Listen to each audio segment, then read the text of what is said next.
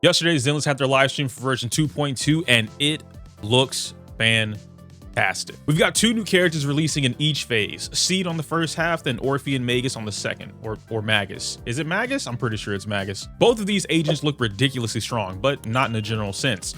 We'll talk about that more later. We also got some great teasers to the upcoming story in season 2, along with some sort of secret hint that Sanby is getting a rework just like Ellen. Bro, she just released 4 months ago. Like, I knew she was underperforming, but this is some pretty big news if it turns out to be true. In today's video, we'll be breaking down all of that. Which type of players are safe to skip this patch, the fact that Aftershock as a whole seems to finally be setting its pieces on the board, and my overall impressions of every new change they announced coming into the game. Let's talk about it.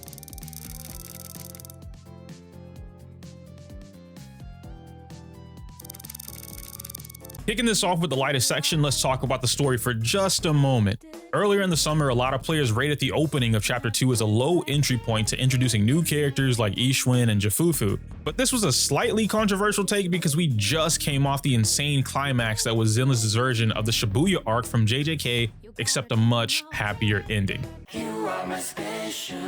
At the time, some of us tried to explain that Season 2 was more than likely a slow build-up for what was to come and shouldn't be compared to a season's climax of all things. Now we can clearly see that slow burn episode was yet another way for them to properly build up the anticipation of a climatic moment between new and old characters, while still bringing all of the stories together, i.e. no more filler episodes. I know I've been slacking on the story, but I appreciate that even with my casual approach to playing it, I rarely have to worry about missing out on these hype moments with the rest of you. That's not the only thing that caught my ear though. Somewhere in the middle of their character introductions, Seed casually mentions something about faith in being her kind.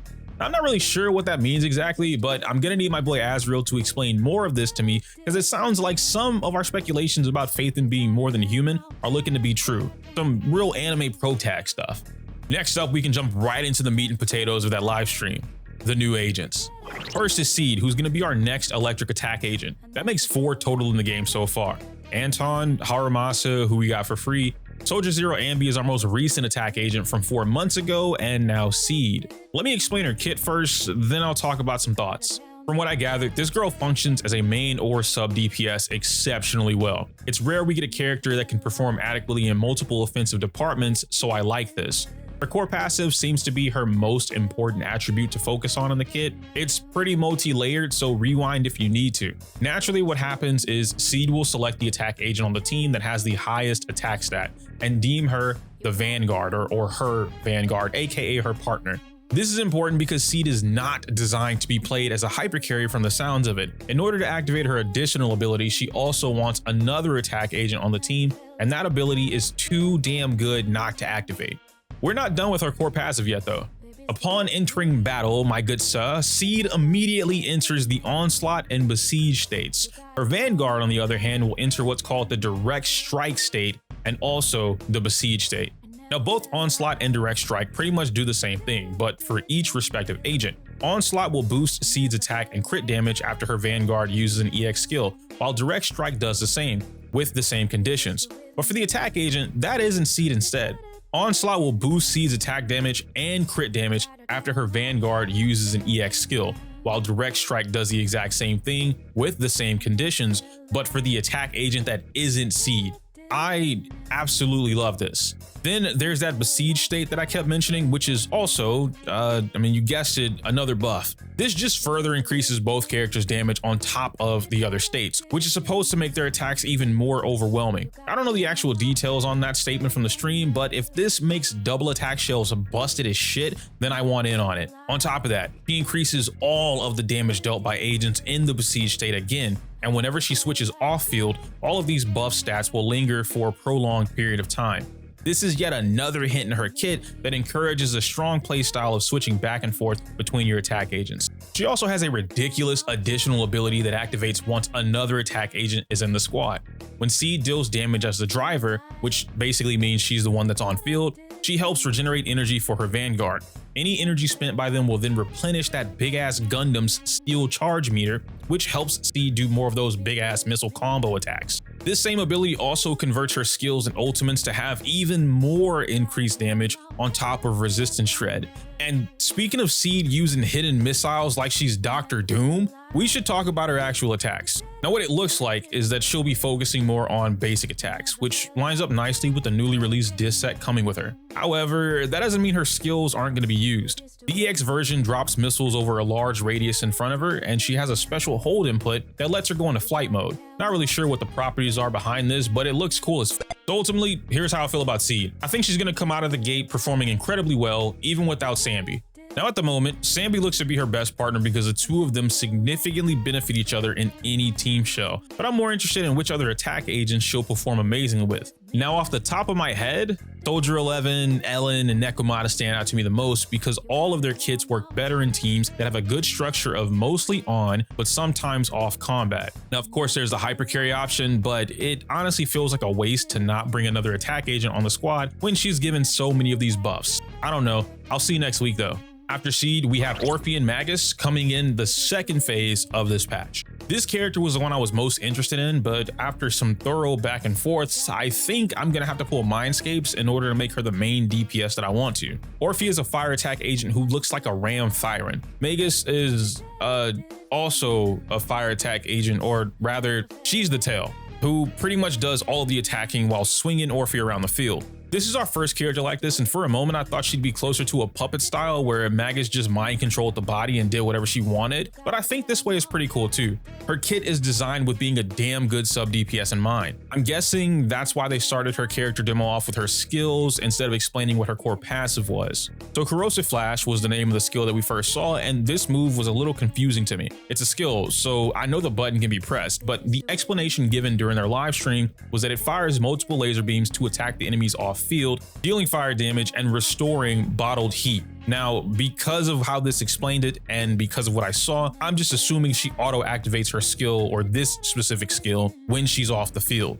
Her EX version does the same thing, but the laser beams turn into a laser barrage. And then Orphe also has a hold input to her EX skill, and this does a couple of things that makes you want to use it consistently. The longer you hold the skill, the more damage it does. They didn't say it during the live stream, but we can see it happening on the screen here. Heat Barrage causes a quick assist. This is either going to be forwards or backwards, but I assume it's forward so it works in tandem with Trigger. The skill also has an auto parry or fully invulnerable property where if she gets hit while doing the Heat Barrage, it increases her damage again, along with the most important buff of all.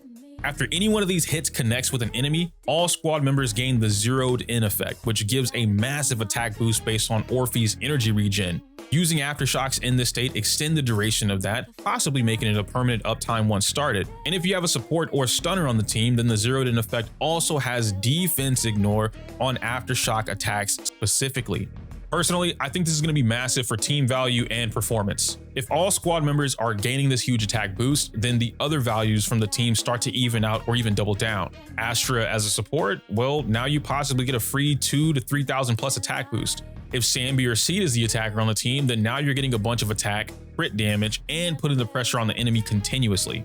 Then there's the obvious Trigger or Jafufu, who naturally do their Aftershocks off field. But specifically in Trigger's case, her W engine shreds defense. It low-key feels like the devs are trying to build a stronger, more complete version of a team that's always on the offense. Her ultimate, called Dance with Fire, is also pretty cool to think about. It's a giant beam of fire that Magus shoots from midair, and Mr. Z in the livestream specifically used the phrase suppress the enemy, which made me look into the clip a bit further. You see how Dullahan gets stunted for a second there after Orphe pops the ult? Then for the entire duration, Dullahan can't actually move? I think this ult has the ability to lock down bosses, which just means to make them immobile so you don't have to worry about them fighting back. The ult also triggers a quick assist, which works just like Bernice's from what it seems, and activating that quick assist extends the duration of Dance with Fire even further. There's not really a lot for me to say about this character at the moment besides I want to test out how she works with the other Aftershock agents as much as possible. From my own assumptions, I think she's setting up Aftershock agents to be a stronger, consistent team comp that can climb to the same performance levels of Anomaly. Now I'm personally excited for this, but I kind of wish there was also an A rank release that was either an Aftershock DPS to help players who don't have Seed or Sanby, but they really want Orphe. Now let's talk about which 4 characters are going to be on the upcoming banners. In the first half, we have Seed and Trigger, which is obviously the most ideal pair for an attack and stun agent, but this is also a situation that's hard for free-to-plays who want to invest in the Aftershock comp. I'll go more into detail with that in another video on who to pull and which one is better for you, but right now I'd say it's completely dependent on your account because both of these agents have incredible pull value.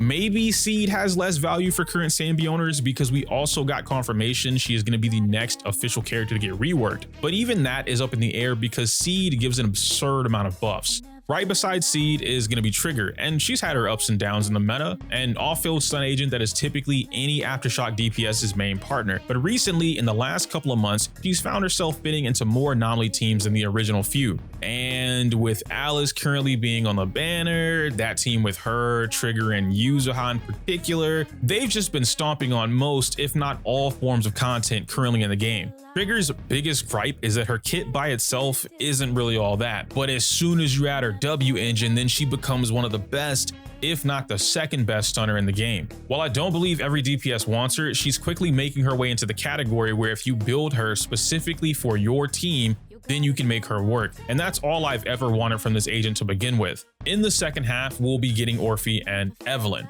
Honestly, this looks more like a which attack comp do you want to invest in the banner. It's easier for a player to pick and choose on this side compared to the first, but it's still hard for someone who is collecting Seed, then immediately going after Orphe. The main issue is how stacked building a strong Aftershock team is at the moment, and that's more so because they keep stacking Aftershock teammates back to back. We don't have an A-rank DPS that benefits from Aftershock either, so your only option as a player is literally Sanby, Seed, or force Orphe and Magus to be a main DPS. On the other hand, we have Evelyn, who is currently the strongest attack DPS agent we have in the game right now. There aren't any strict requirements besides really wanting lighter, but even then, she has some great options to fill the gap. Poleta for the free-to-play, Okra, Jafufu, and a few more. Her support option isn't limited to only Astra either, so this is definitely the safer option for a player if they want a strong attack agent right now, and they have the patience to observe how the meta unfolds to pick up their next unit. Neither choice is going to set you up for failure, but one requires more investment than the other.